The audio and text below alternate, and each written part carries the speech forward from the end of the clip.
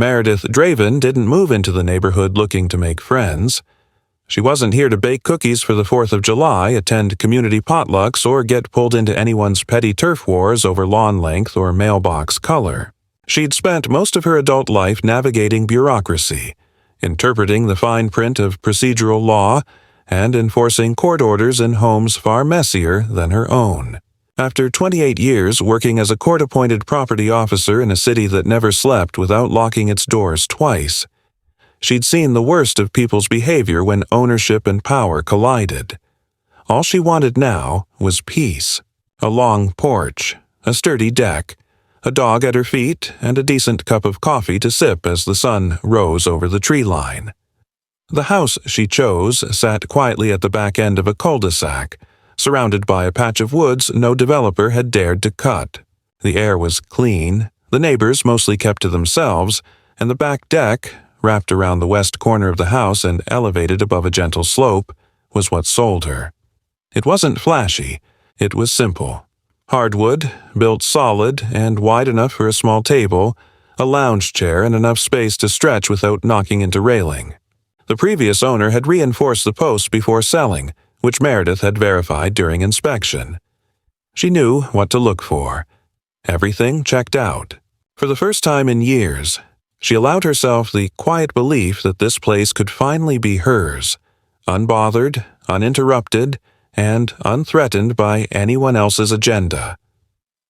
Her closest neighbor was a woman named Karen Grady. Karen was the self-appointed queen of the neighborhood. She wasn't elected in any official capacity, though she used titles liberally and often introduced herself to newcomers as community director.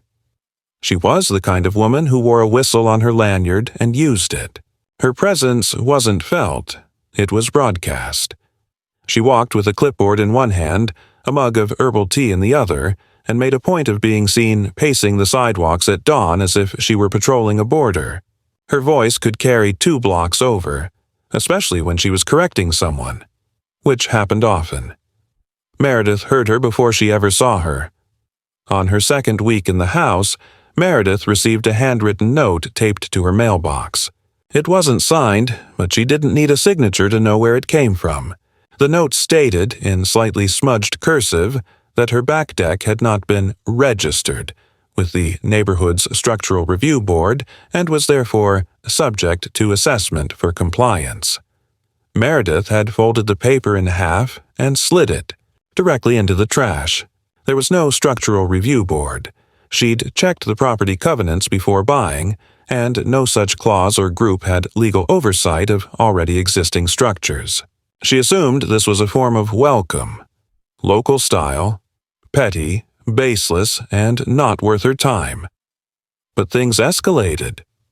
Subtly at first, a second note came, this time citing a specific line-of-sight violation regarding the deck's position overlooking community vegetation. That was nonsense. The lot behind her backed into woods, not community property. A week later, a man she didn't recognize paused on the street in front of her home, pulling out his phone and slowly turning in place to record. She watched him from the window, unmoving. He didn't come up the drive. He simply took his time, spun once more, then walked off. No badge, no city vehicle, no interaction. She didn't report it. She didn't want to feed the machine. It was 2 more weeks before she had her first direct encounter. Karen stood at the end of Meredith's drive one afternoon with an envelope in hand, already mid-conversation as if Meredith had summoned her. "This is just a courtesy notice," she said, lips curved into the kind of smile that always failed to reach the eyes. "There have been complaints, unofficial of course, but still, concerns, about the deck's stability, about its height. The angle, you know, it gives some residents unease, visibility issues." Meredith hadn't spoken yet. She stared at Karen, then took the envelope. "From whom?" she asked. "Oh, I couldn't say. It's not about naming names. It's about maintaining harmony. You understand?" "I understand," Meredith said slowly, "that this is private property, and that my deck is original to the house. If someone has an actual legal concern, they're welcome to approach me with documentation. Karen's smile did not falter. I'd hate for this to go further than it needs to. Meredith opened the envelope, looked at the single sheet inside, and then folded it and handed it back. Then don't bring me paperwork that isn't backed by the city.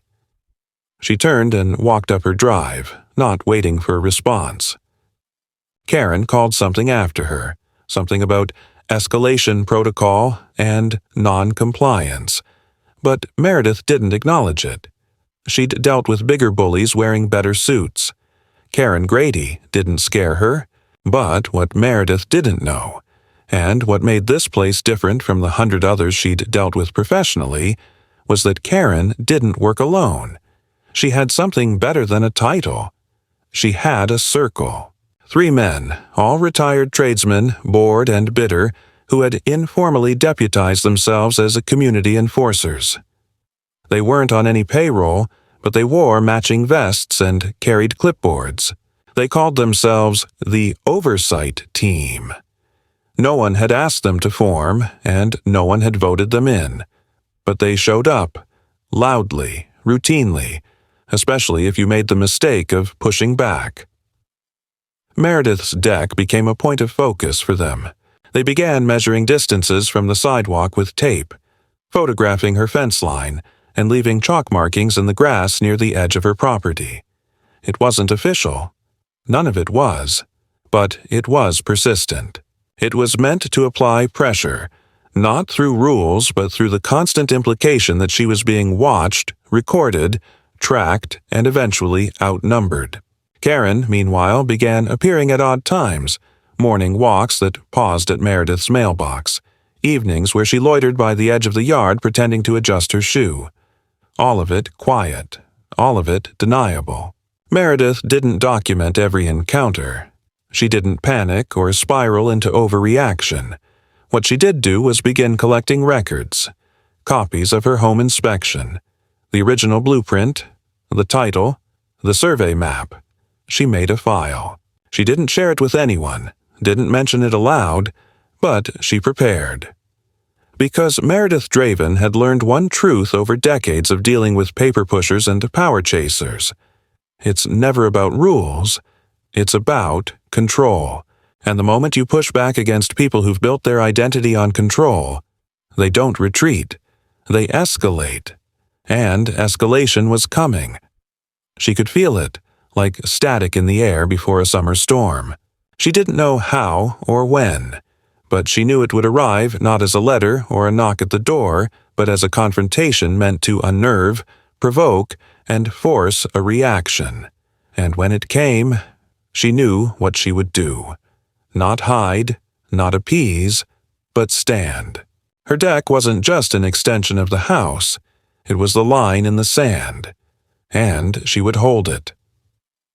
It was a Wednesday morning when Meredith felt the shift.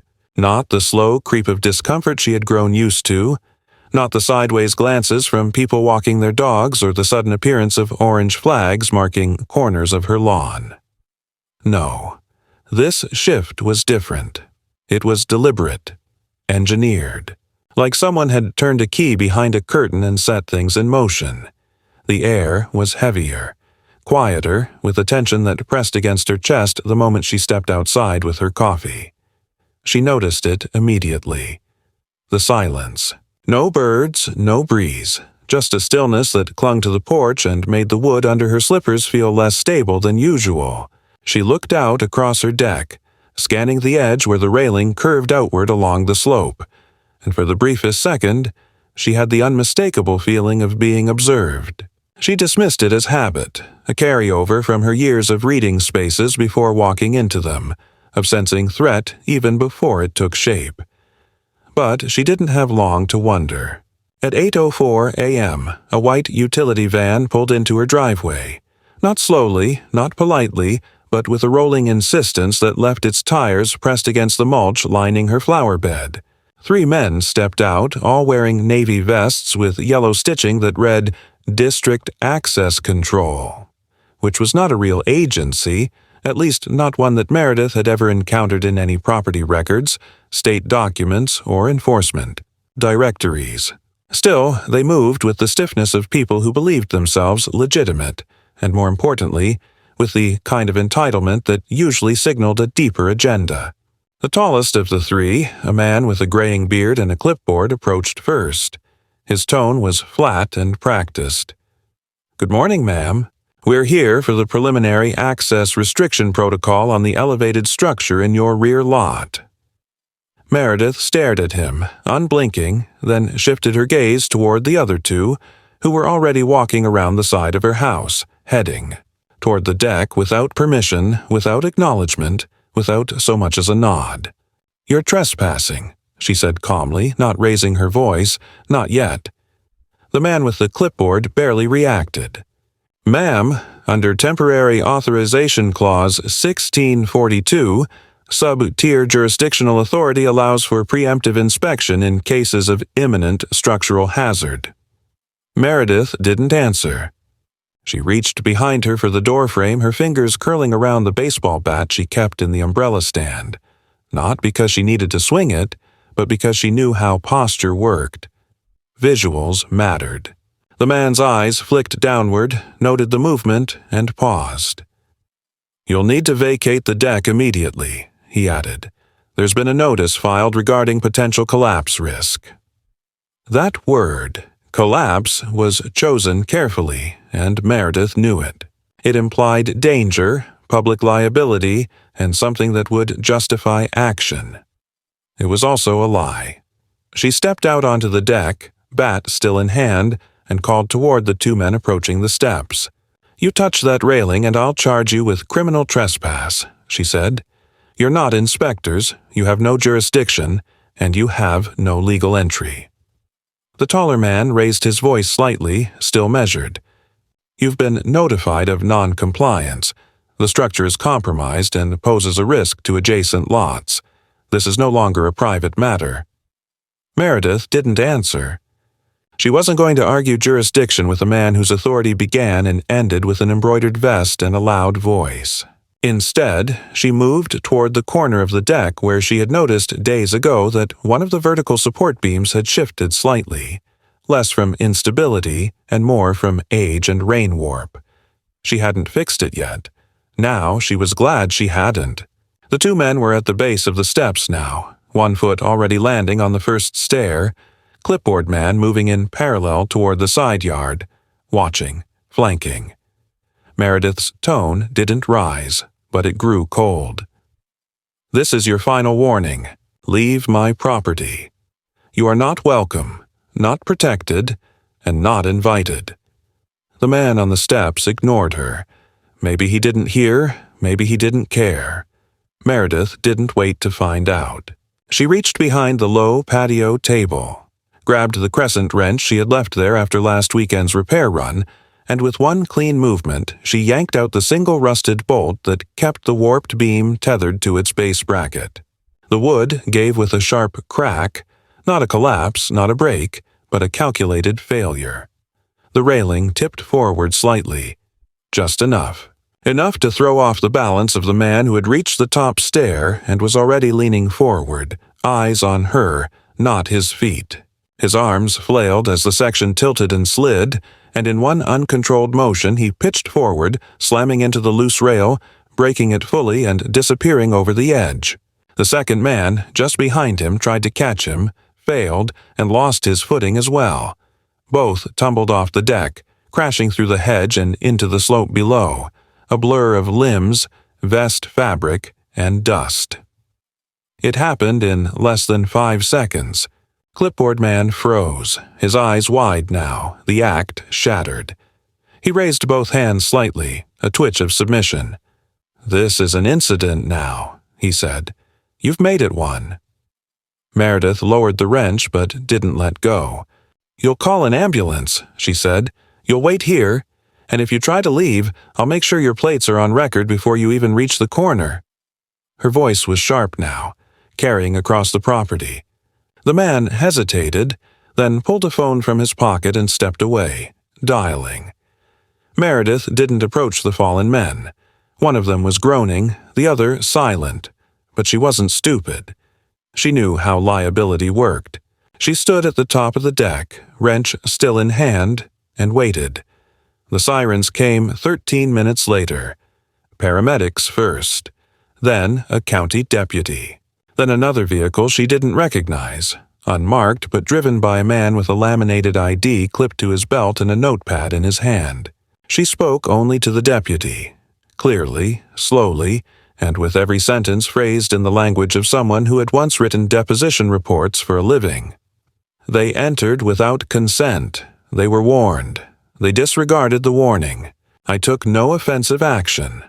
I destabilized an already defective beam for the purpose of creating a visual obstruction, not physical harm. Their movement caused the fall, not me. The deputy took notes, asked her to stay nearby, asked her to turn over her home security footage. She told him she would, as soon as she had confirmation from her attorney regarding the storage protocol. The deputy nodded. He wasn't green. He understood. As the paramedics loaded the two men into stretchers, one cursing, the other still dazed, Meredith noticed Karen standing 2 lots down, arms folded, watching. She wasn't pretending to jog, wasn't hiding behind a hedge or adjusting a shoe.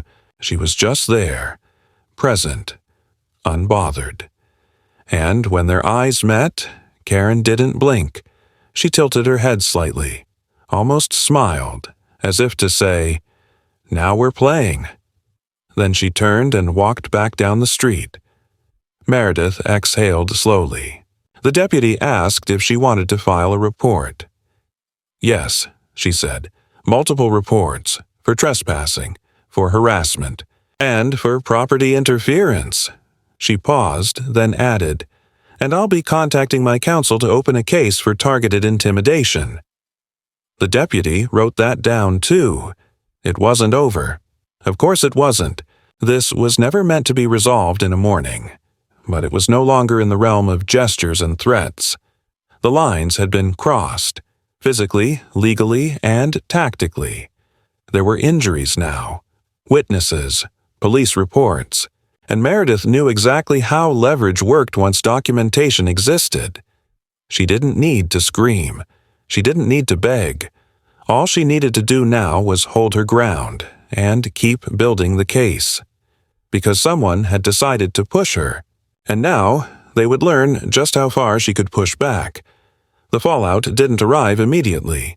It came in stages, like a slow leak from a pipe you can't see. Silent at first, then steady, deliberate, until suddenly there's water up to your ankles and everything smells like rot. For 3 days after the incident on the deck, Meredith heard nothing. No citations, no court notice, no visitors. The deputy never returned. Nor did anyone from the paramedic crew or the so-called district access control who had initiated the confrontation.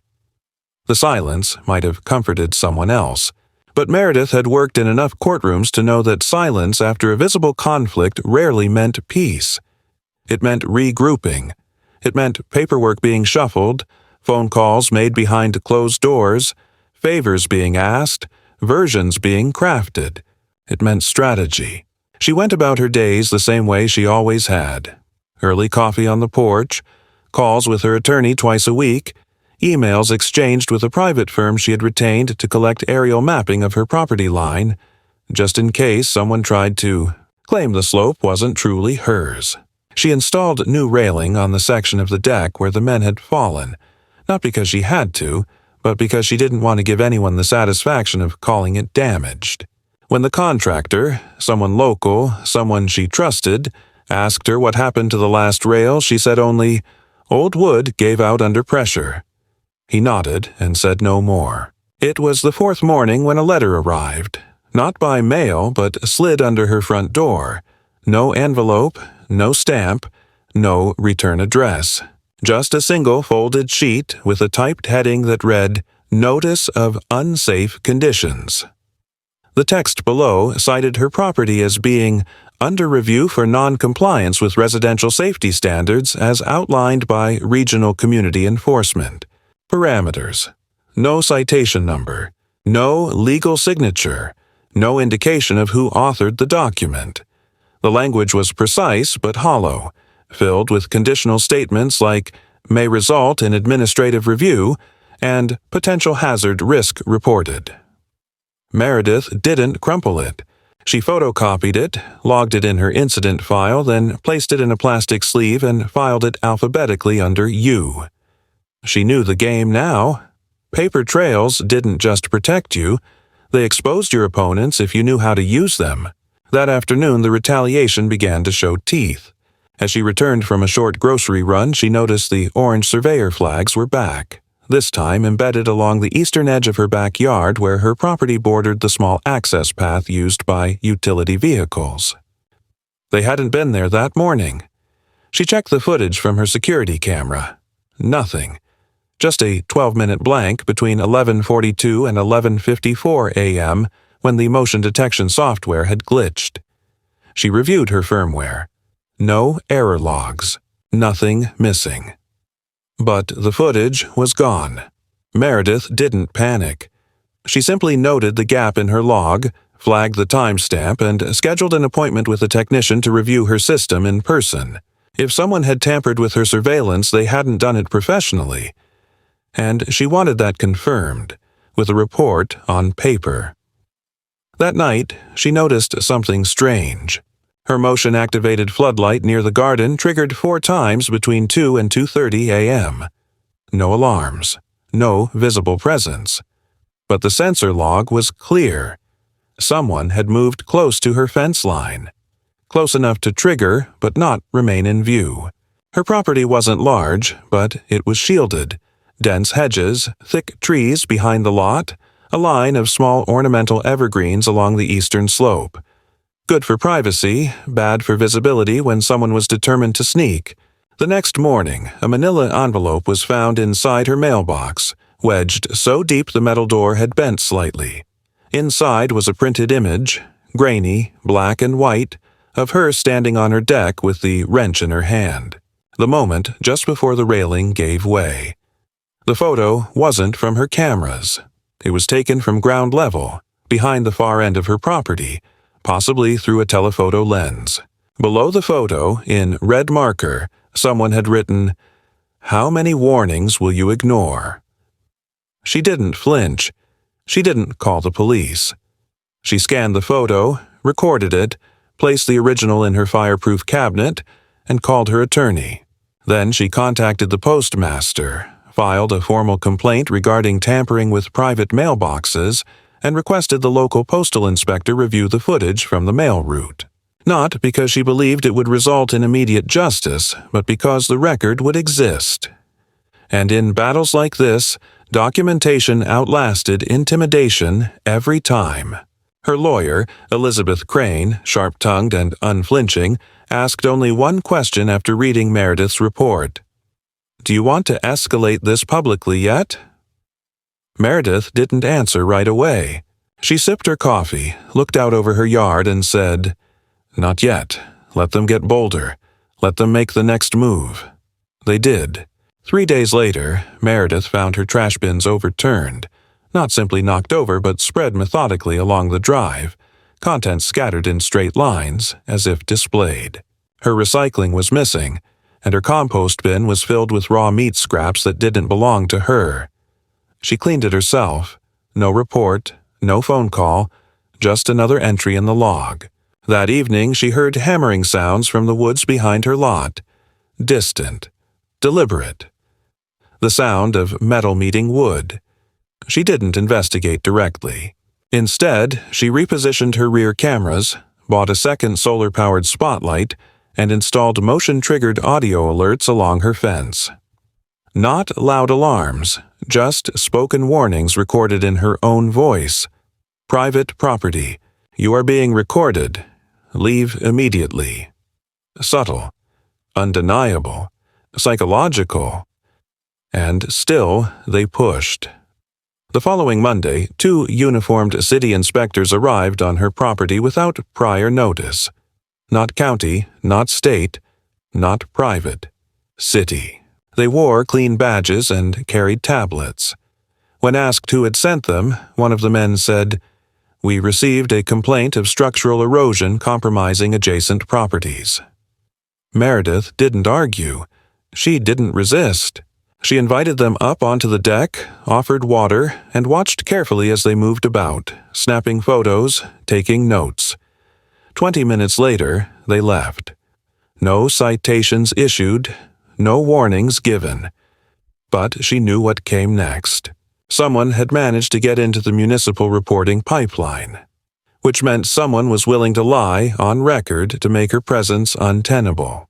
That evening, she drove to the office of her private surveyor and asked to have a full topographical review conducted, with 3D terrain modeling and subsurface analysis, in case someone claimed her property was causing drainage issues.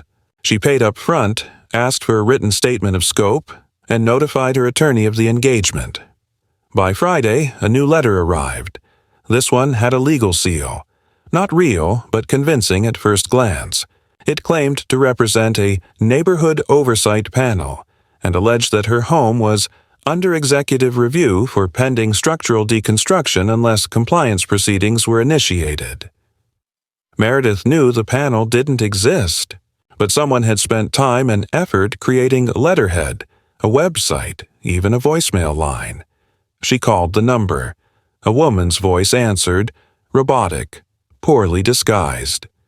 Thank you for contacting the panel. Please leave your parcel ID number and nature of your compliance concern. She hung up, recorded the call, submitted the phone number to her attorney, and sent a cease and desist warning via certified mail to the domain registrar listed on the fake website. The site was offline 2 days later, but the message was clear. They weren't just trying to force her to remove the deck. They were trying to make her leave altogether. Not with a bang, not with force, with pressure, with erosion, with a campaign of slow-burn, bureaucratic aggression masked as civic concern. Meredith didn't retreat. She double-checked her outdoor lighting, updated her logs, scanned her property line each morning for new markers, and began taking her phone with her every time she stepped outside, recording audio notes of anything unusual. She wasn't scared. She was preparing. Because the war they wanted wasn't a legal one. Not yet. It was personal, psychological, and they were betting she'd break. But they didn't understand Meredith Draven. She'd seen empires fall over bad paperwork. She'd buried men twice their size in litigation. She didn't fight with fists. She fought with facts. And by the time they realized that, it would be too late. It was in the second week after the failed forced removal that the situation began to tip, not from subtle harassment to overt aggression, but from posturing to process, from shadow games to something traceable. Meredith had always known they would try to escalate through official channels eventually. The street games, the sabotage, the messages, they were all preamble. The people behind this wanted legal ground to stand on, not because they respected the law, but because they needed it to shield their motives. They needed her to make a mistake. They needed her to react emotionally, violently, carelessly. But she hadn't. And when they realized she wasn't going to take the bait, they changed strategy. They filed a formal structural complaint with the county's building commission. The envelope arrived by certified mail. Real seal. Real clerk's name. It cited 3 codes. One referencing potential erosion-related hazards to neighboring parcels, one claiming modifications made without permit, and one alleging the presence of unapproved structures. The letter informed her that a field review would be scheduled within 5 business days, and that she was expected to allow access or face administrative penalty. That last part was underlined. Meredith read it twice, calmly, her expression unmoving. Then she placed it on her kitchen table, picked up the phone, and dialed her attorney. Elizabeth Crane was unsurprised. "They're trying to outflank you with process," she said. "Let them try. I'll send over the documentation package. When they show up, we'll have everything they need. You just observe. Don't answer questions beyond your name and consent to inspection." On the day of the inspection, Meredith prepared everything with methodical precision. Copies of her title deed, photos of the original deck from the real estate listing before her purchase, receipts from contractors who had performed safety assessments, written statements from 2 engineers, and a notarized affidavit from the previous homeowner stating no alterations had been made. Everything was labeled, tabbed, and placed in a binder. When the county officials arrived, 2 of them, dressed plainly but with clear municipal tags, she greeted them at the edge of her property, handed them the binder, and offered water. They were professional, thorough, and, most importantly, not on anyone's side. They asked questions, took photos, inspected the deck's support posts and bracing angles, tested the railing, and reviewed the slope stabilization records. One of them even remarked on the quality of the installation. "Looks like it was built to last. Whoever filed this might not understand soil physics," he said dryly.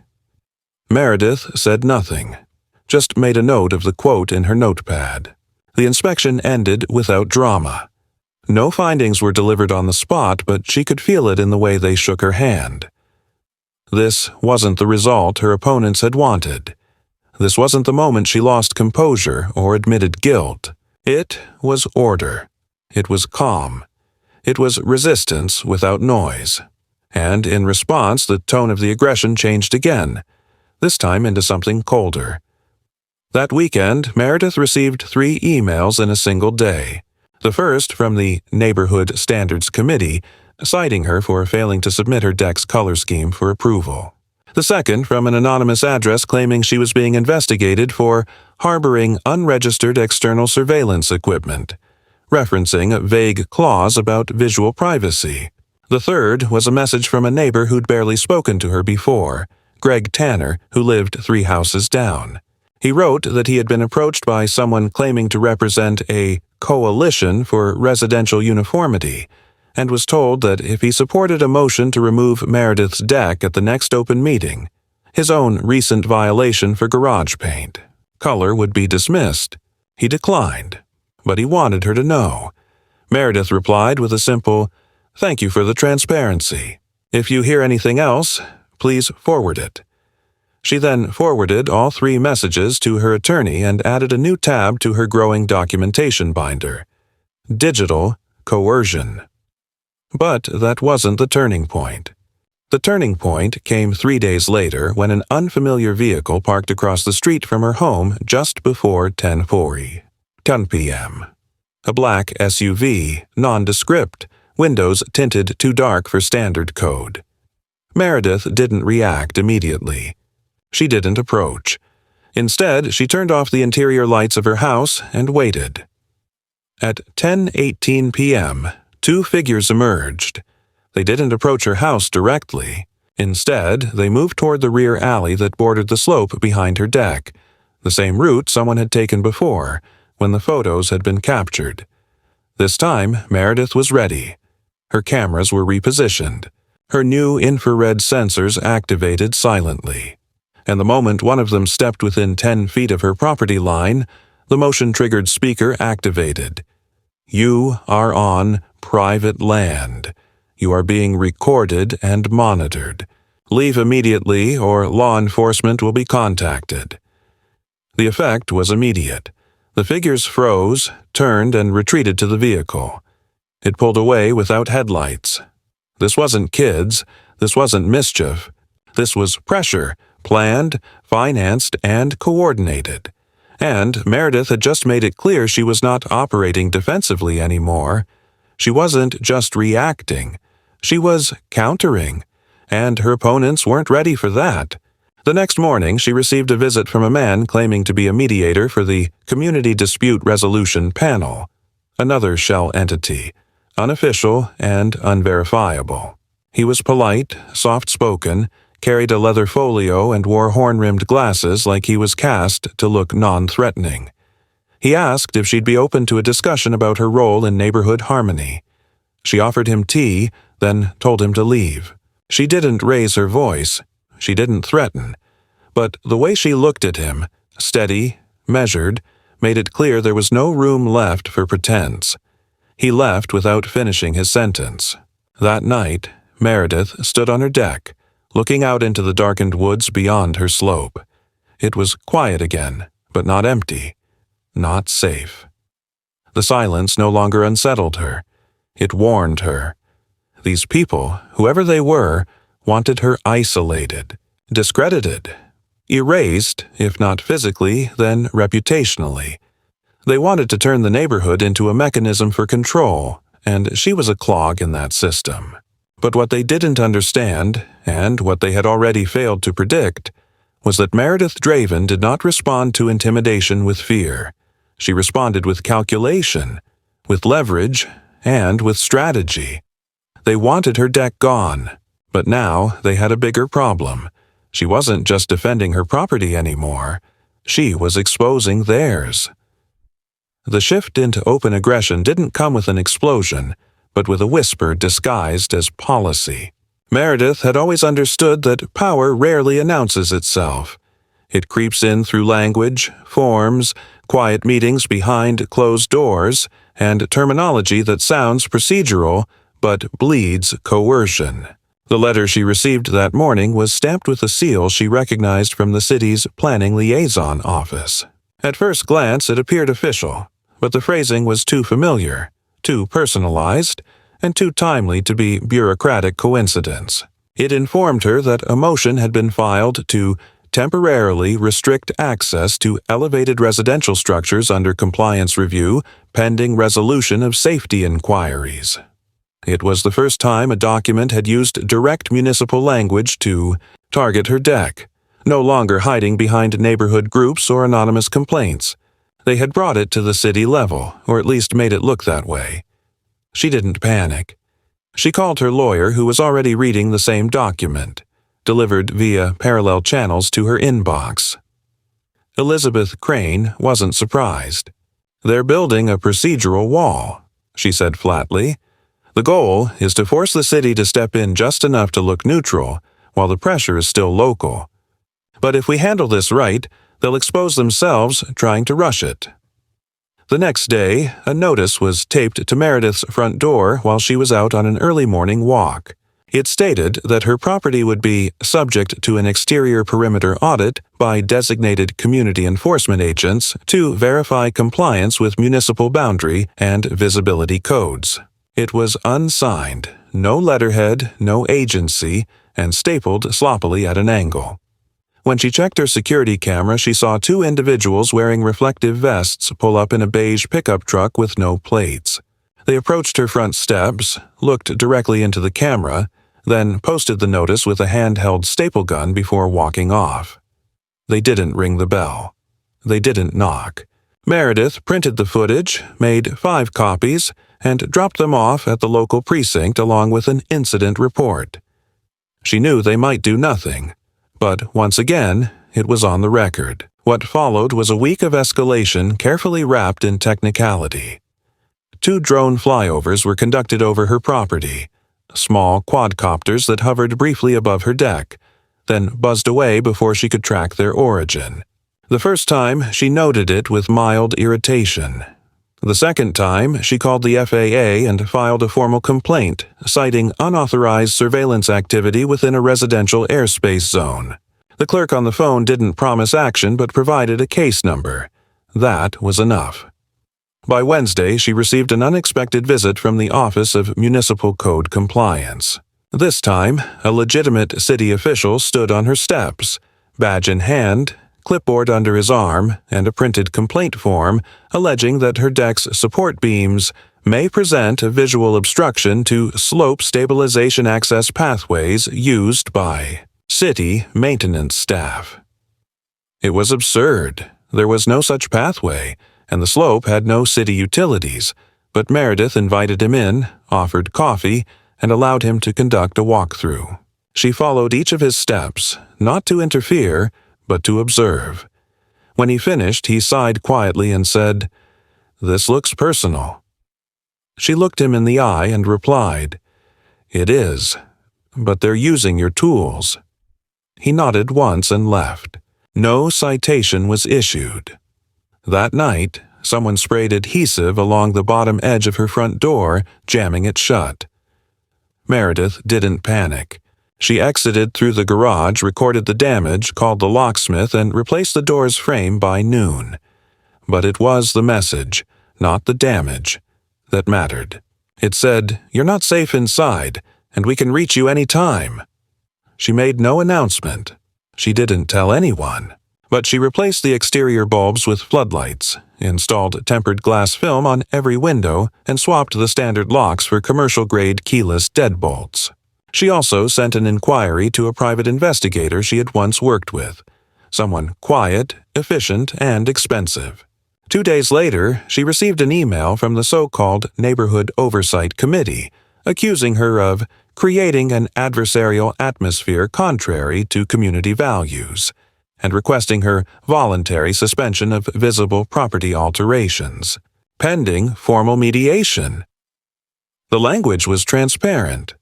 Back down or be blamed for division. But the timing was what caught her attention.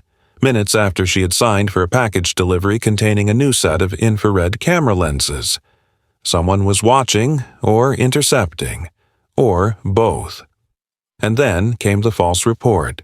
A city official arrived in response to an anonymous tip alleging structural instability and the smell of gas on her property. Meredith had already grown accustomed to visits, but this was different. The man was polite but cautious. He asked to inspect the gas line, her utility access point, and the main deck anchors. She allowed him full access and provided utility records showing 0 anomalies. He found nothing and admitted as much, but warned her. 3 more calls like this and the city's required to act, even if it's clear harassment. She thanked him for the honesty, then called her lawyer and requested a public information request be good, filed to obtain all complaints lodged against her property within the last 60 days. What she received was stunning. 12 separate reports, each filed from different names, but all using near-identical phrasing. 6 involved false utility concerns, 2 referenced visual degradation, and 4 cited hostile presence and intimidation. They had coordinated a blitz of anonymous complaints to overload the system and create a trail of concern. This wasn't just harassment. It was premeditated reputation warfare. Elizabeth Crane read the file and exhaled slowly. "This is the moment," she said. "You give me the green light, and I'll file a restraining order against the individuals we can identify. You'll become a legal party in an open case and discovery rights will be triggered. But once we move, this isn't private anymore. It becomes real, loud, and they'll double down." Meredith didn't hesitate. "Do it." The complaint was filed 3 days later. Included were 5 named individuals, Karen Grady among them, along with a request for court-ordered identification of anonymous complaints connected to property harassment, false reporting, and attempted coercion. The court accepted the motion for consideration and set a hearing date. Meredith received her copy of the order and placed it next to her coffee cup on the kitchen table. She didn't smile. She didn't relax. But for the first time since the day the men came onto her deck, she felt the momentum shift. They weren't operating in the shadows anymore. Now they had to answer for what they'd done. But they weren't finished. That night, her backyard motion alarms triggered. When she reviewed the footage, she saw a figure kneeling at the base of her deck doing something she couldn't quite make out. By the time she turned on the lights and opened the door, the person was gone. But what they'd left behind wasn't vandalism. It was a warning. A single wooden stake, driven into the ground at an angle with a red strip of surveyor's tape tied around the top. Not damage, not noise. Just a marker. A placeholder for something to come. Meredith didn't remove it. She photographed it, logged it, placed a barrier around it, and left it exactly where it was. Because now it was evidence. And when they returned, she'd be waiting. This wasn't just a war over property. It had become a war over ownership itself, of land, of narrative, of fear, and she had no intention of surrendering any of it. It began with a sound, unexpected, mechanical, and out of place on a Sunday morning. Meredith sat at her kitchen table reviewing documents for the upcoming court hearing when she heard the unmistakable whine of an electric saw, short bursts followed by an irregular metallic scrape. She moved to the front window, eyes scanning the driveway, but saw nothing. The noise came again, more deliberate this time, as though someone wasn't cutting wood but testing a blade against metal. She turned to her back deck, stepped quietly toward the sliding door, and caught a flicker of movement near the far corner of her property where the slope dipped and shadows often lingered too long. She reached for the security panel, activated the camera view, and stared as the infrared image came to life, showing two figures, one crouched near the foundation post of her deck, the other holding what looked like a pry bar. They weren't masked. They weren't in uniform. They weren't trying to hide. It was bold, it was fast, and it was surgical. These weren't amateurs. They were here for a reason. She didn't panic. She didn't yell. She picked up her phone and dialed the sheriff's non-emergency dispatch line. Calmly, she gave her name, her address, and the nature of the intrusion. There are two individuals attempting to dismantle part of a residential structure on my private property. I have live video feed and previously filed injunction paperwork regarding harassment. I recommend you expedite the response. The dispatcher confirmed the patrol car had already been dispatched due to a prior anonymous report of unsafe behavior and possible aggression. Meredith paused at that. It was coordinated again. Someone filed a preemptive report to blur the timeline, to frame her as the aggressor if things escalated. They were playing the clock against her. She stepped onto the deck, phone still in hand, speaker on. The figures didn't look up. She raised her voice, clear, deliberate. You are trespassing on private property. This structure is not condemned. You have no warrant and no authority. Leave immediately, or I will press felony charges. One of the men, tall, stocky, wearing gloves and a collared work shirt, looked up and met her eyes without shame. We're conducting community hazard mitigation. You've been notified. His voice was casual, almost lazy, but there was something behind it, a confidence that came from either ignorance or protection. Meredith responded with equal precision. You've been warned. This property is protected by active court filings. Stay where you are. Law enforcement is on the way. The second man hesitated, clearly less comfortable. He stood, dusted his hands, and took a half-step back. Maybe we should, he began, but the taller man cut him off. We finished the job. Meredith didn't wait for escalation. She activated the emergency beacon on her panel, triggering the outdoor siren and floodlights. The sudden burst of noise shattered the morning silence, sending birds scattering from the trees. The men startled, stepping back instinctively, but neither fled. It was a standoff now. 2 on the slope, 1 on the deck, seconds ticking. A patrol car screeched around the corner, tires cutting across loose gravel, and the 2 intruders began to move, but not fast enough. The deputy stepped out, hand on his belt, commanding the men to stop and raise their hands. Meredith descended the deck slowly, approaching from the side so the officer could see her clearly. I'm the property owner. Everything is recorded. There was no invitation, no notification, and no permit. These men arrived unannounced and began tampering with the structure. The officer nodded once, directed both men to remain where they were, and requested backup. The men didn't resist. They didn't confess. They just stood there silent, like men who knew they weren't going to jail that day. One was released within the hour after claiming he had been contracted by Regional Code Compliance Task Force and presenting a printed work order, unsigned, vague, and untraceable. The other was detained briefly after it was discovered he had a prior charge for property damage in another county. Meredith provided the deputy with printed footage, time-stamped logs, and the contact information of her attorney. But she knew better than to assume this would end with 2 arrests and a court date. This wasn't about crime. This was about removal. Quiet, legal removal. Push her hard enough, long enough, make her look like a problem, and eventually someone higher up would cave. She had seen it before. But something shifted that afternoon. A reporter showed up. Young, nervous, awkwardly overdressed. He wasn't there because Meredith called him. He had received an anonymous tip and followed up, not because the story sounded credible, but because the volume of formal complaints connected to her address had raised internal flags. "Is it true there's an active injunction and someone tried to tear your deck down?"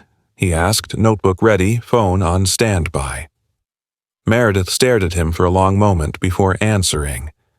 "Do you care if it's true? Or are you looking for something easy to headline?" He flushed, apologized, and rephrased. "Do you want to speak for the record?" She looked past him toward the deck, toward the wooded edge of the property where the men had stood hours earlier, then back at him. "Not yet." That night, someone carved a word into the side of her mailbox. It wasn't vulgar. It wasn't threatening. It was just one word. Disorder. The irony didn't escape her.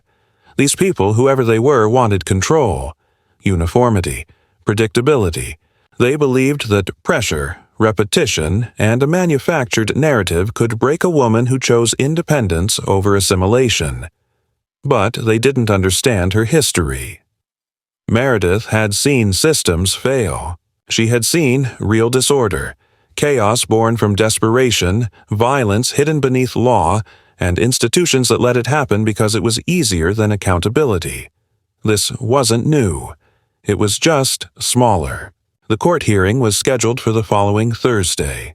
The restraining order against Karen Grady and several others had triggered mandatory discovery, forcing their legal counsel to produce communication records, incident logs, and internal memos. What emerged was a trove of coordinated messages between a group styling themselves as the Stability Working Group, a collection of residents who had been feeding false complaints through various agencies under different names, all tracked back through metadata and IP traces. The work orders were fabricated. The violations were inflated. The documents, when examined side by side, revealed a clear pattern. Pressure Meredith until she left, and, if she didn't, escalate until the city did it for them. In court, Meredith sat calmly as her attorney presented the pattern. Karen, red-faced and silent, avoided eye contact. The judge reviewed the timeline, asked a handful of precise questions, then issued a preliminary ruling. All unauthorized attempts to access or alter Meredith's property would be halted pending further investigation. A hearing would be set to determine whether criminal charges for false reporting could proceed. It wasn't victory yet, but it was momentum, legal momentum, and that was all Meredith needed. When she returned home that evening, the stake with the red tape was gone. No note, no damage, just empty soil, and on her porch sat a box. No label. Inside, a single item. A brass survey marker, polished, clean, and unused. No message, just implication. Meredith set it on the windowsill, a reminder. This wasn't over, but they were retreating. The days following the court ruling passed with a strange, hollow stillness. The kind of quiet that doesn't feel like relief, but like the air waiting to be refilled by movement. Meredith didn't mistake it for peace. She knew enough to recognize the signs of retreat, not surrender. The traffic in front of her house had slowed. The patrols, the veiled messages, the drone flyovers, all of it had stopped, but not because her enemies had been defeated. They had simply been disrupted. The strategy had failed, exposed under the scrutiny of a courtroom, and now they would pause, reassess, perhaps even distance themselves publicly until the dust settled. But Meredith had no interest in revenge. She wasn't building a campaign. She wasn't making a statement. She was just living. That had always been the point, to live on her own land, by her own choices, without having to explain herself to people who mistook compliance for civility. She repaired what had been damaged. She reinforced the beams under her deck with steel brackets, more out of personal principle than necessity. The structure hadn't been compromised by age or neglect. It had been attacked, undermined, shaken, and it had still held. That mattered to her. It was symbolic, yes, but it was also mechanical. Strength is proven in what holds up under pressure. Karen Grady hadn't been seen since the court date. Rumor in the neighborhood said she was taking time away to focus on her health and would not seek re-election as head of any local boards or committees. Meredith didn't celebrate the news. She simply noted it, quietly, as a natural consequence of truth catching up with performance. The others, those who had orchestrated the campaign behind the Stability Working Group, melted back into anonymity. Their names had never been public. Their actions, protected by bureaucracy and plausible deniability, would likely go unpunished in any meaningful way. But they had been stopped. That mattered more than punishment. The deck stood exactly as it always had. No signs marked the edge. No plaques declared victory. But the changes were there. Subtle. Intentional. The new floodlights were integrated beneath the rail, nearly invisible in daylight but responsive to motion at night. The cameras had been upgraded, with encrypted cloud backups and real-time alerts sent to her phone. Meredith no longer waited for something to happen. She received notifications before shadows reached her property line. She had built not just a defense system, but a framework for accountability, one that could not be spun, falsified, or deleted. She didn't fear the next attempt. She expected it, and she was ready. Neighbors began speaking to her more often, not apologetically, not with sudden warmth, but with a quiet respect. Some nodded as they walked by. Others waved hesitantly. One elderly man left a folded note in her mailbox with the words, "I didn't agree with what they did. I just didn't know how to stop it. Thank you for standing your ground." Meredith didn't reply. She didn't need to. Sometimes silence carried more dignity than words. She was not a crusader. She was not looking to build alliances. She had only ever wanted what was hers, to be hers, without negotiation. Autumn arrived slowly that year. The trees along the back of the slope turned red earlier than usual, their leaves drifting down like quiet reminders that nothing stays static. One morning, Meredith sat on her deck with a book in her lap and a mug of black coffee beside her, watching the wind scatter the leaves across the boards. The air was crisp. No sounds of drills. No footsteps on gravel.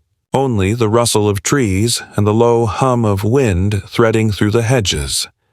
She closed the book, looked up, breathed. The victory was not loud. It did not come with headlines or praise. It came with space. The uninterrupted kind. The right to occupy her land without contest. To not be watched, judged, provoked. That was what had been threatened. That was what had been restored. And in restoring it, Meredith had given something back to the neighborhood too, even if they would never admit it. She had shown them that silence could be broken, that power could be resisted, that legality was not just a weapon for those who shout the loudest. It could defend, too, if wielded by someone who understood its weight. Weeks later, she received a final envelope in the mail, from the city, a closure notice. No further action required, no standing violations. Case resolved. It was a single page, neatly worded, signed, and stamped. Meredith placed it in her file, behind all the others, and shut the drawer. No ceremony, no reflection. Just another step forward. The stoic with the red ribbon had never returned. But sometimes, in the early hours before dawn, Meredith would glance toward the slope and wonder how close they had come to winning. How small the margin could have been if she had reacted with fear instead of discipline, if she had yelled instead of documented, if she had let the pressure bend her instead of bracing. That was the truth people didn't like to say out loud. Survival wasn't about heroics. It was about control. Of yourself, your records, your rights. Meredith had survived not because she fought harder, but because she fought smarter. And as she sat in the fading light, fingers wrapped around a warm mug, wind in her hair, no one told her to move. No one demanded she step down. No one laid claim to what she had defended, because it was hers. And they knew it now.